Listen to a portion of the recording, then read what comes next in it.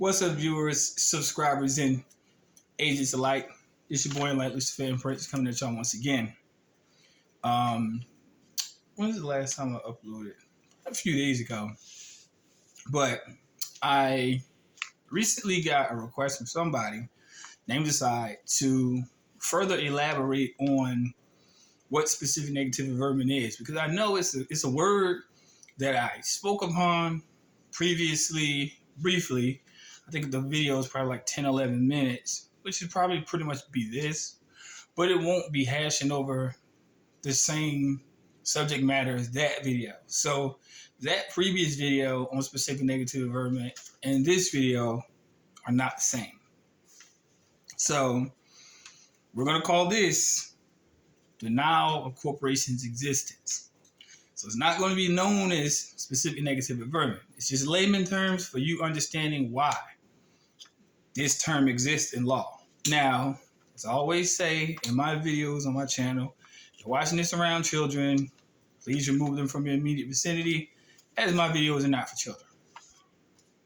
Capiche? Capiche. Okay. Specific negative averment, in simplistic terms, is this.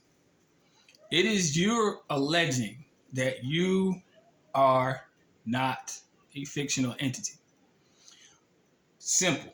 You're just stating in legal proceedings that you are not the party in which the claim is raised or alleged. Now you have some people who are on the opposite side of the spectrum. They'll try to convince you and say, oh, they're just trying to get out of legal stuff. No. The purpose of it being written into law is for you to use it. It's for you to use it. Because whenever you accept any type of claim or any type of contract on behalf of any type of third party, you're basically saying, I accept the responsibility of being looked at as a non-entity. That's what you're saying. I have no voice. I have no rights, natural rights. I have nothing that attributes itself to something that's natural. I am a dead person. That's what you're saying in law. Now, you made it far along through the series, long enough to know that we went through the definitions already. We don't have to repeat them. We know that corporation and corpse is one and the same. It is a dead entity. Specific negative averment, by you denying the corporation's existence, allows you the capacity to tell them that you are alive. Dead people don't speak. And this is the reason why whenever people get hauled before a tribunal or court, lawyers are always there telling you not to say nothing. Because in law, presumption of it, you're considered dead.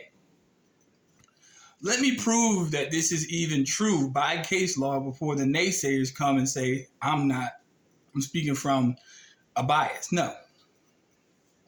Quote, it shall be sufficient to avert the ultimate fact of the capacity of a party to sue or be sued, or the authority of a party to sue or be sued in representative capacity, or the legal existence of a corporation or of an organized association of persons that is made a party.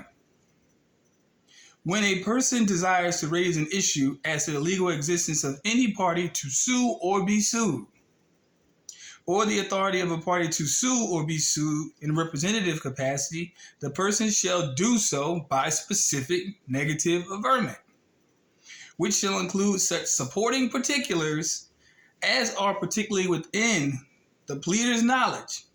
When a party so raises such an issue, the burden of proof thereon shall be placed upon the opposite party. Case law, AG Adjustments, Ltd. versus Jorges, spelled Jorges, 369 SW 3D 768, Missouri Appellate Court, 2012.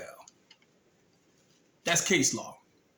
Telling you that if you allege in an open court, you tell these people by affidavit or by statement or by both, because Federal Law of Civil Procedure 9A says specific negative averment is just what I just read. The capacity to sue in which to be sued. So anyone that brings suit against you has to prove that something dead exists. How in the fuck do you do that? You can't. Which means that you're raising the capacity in your defense to say, I'm not who you say I am in this documentation. They want you as an accommodation party. An accommodation party is someone who accommodates a documentation. Let me go a little further on what that means. An accommodation party is one who signs the instrument in any capacity, for the purpose of lending his name to another party. Cissna Park State Bank versus Johnson.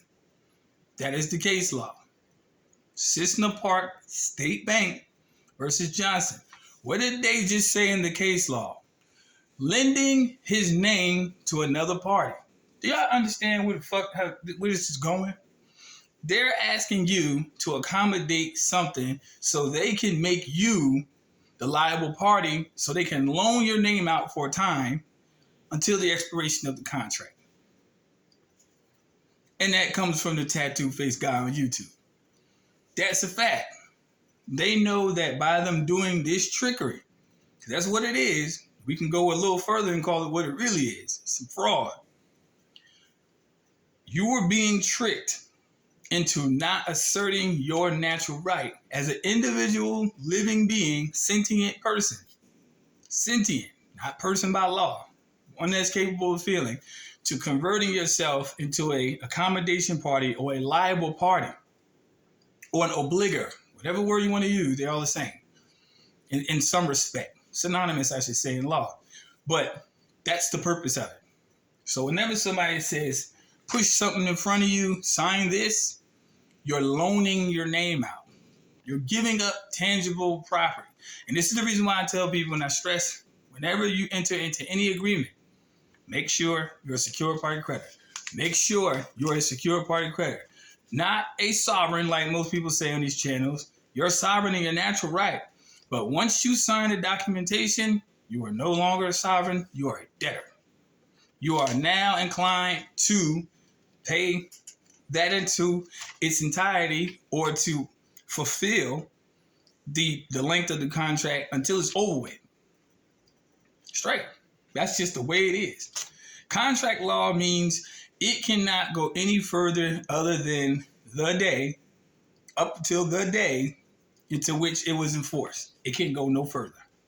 It can't. And this is why all contracts can be accepted or rejected. A lot of people just don't understand. They don't understand how to assert their right. They don't know how to do that. However, I will leave off on this note. No one reads UCC 1. They always go by majority of what time people say or what they hear. I'm not a go by what I hear type person. I have to read it.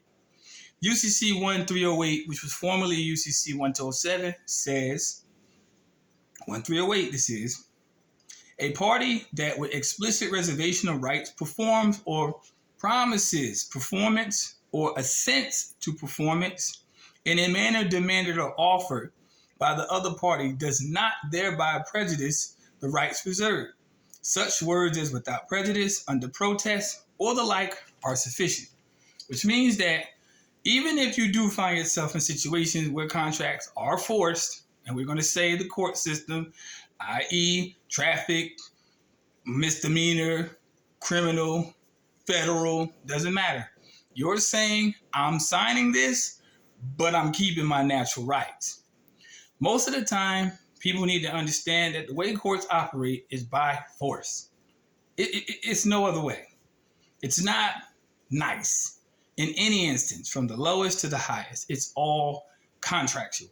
Erie Railroad versus Tompkins tells you that. All courts are contracts, period. All court cases are contract. Courts are contract lenders. So if you don't want to oblige yourself to being a liable party to a contract, sign it with your explicit reservation of rights, or just don't sign it at all. Can't enforce something until it actually has your signature on it. Once it has your signature, that's when they monetize the case, and that's when they go ahead and do the backdoor deals to keep the system running. That's a fact. Every other entity out here is going crazy when it comes to the monetary system. But I ain't hear nobody say a motherfucking thing about courts going bankrupt. Just saying. First time viewing this channel, like and subscribe. If you don't like what I have to say, perfectly fine. You don't have to listen. This video is 10 minutes and 30 some odd seconds long. You didn't have to listen this long. You didn't like what I have to say. But if you did stay this long, you obviously learned a little something. So go ahead and hit that subscribe button. Please, people, my email will be in the video description or the comment section, or as it is if you already have it. Contact me via email, serious inquiries only. Capiche? Capiche. You got something you want to say? Nope. You sure? Sure. You know, it's overlapping on channels right here. We going back and forth. We hitting them both ways. But that is a significant legal truth. Don't take my word for it. If you came to the video with your pen and paper, go research it yourself. Thank me later.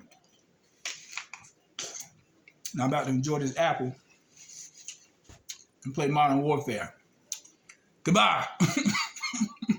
Peace, light, love. Y'all take care. Stay tuned.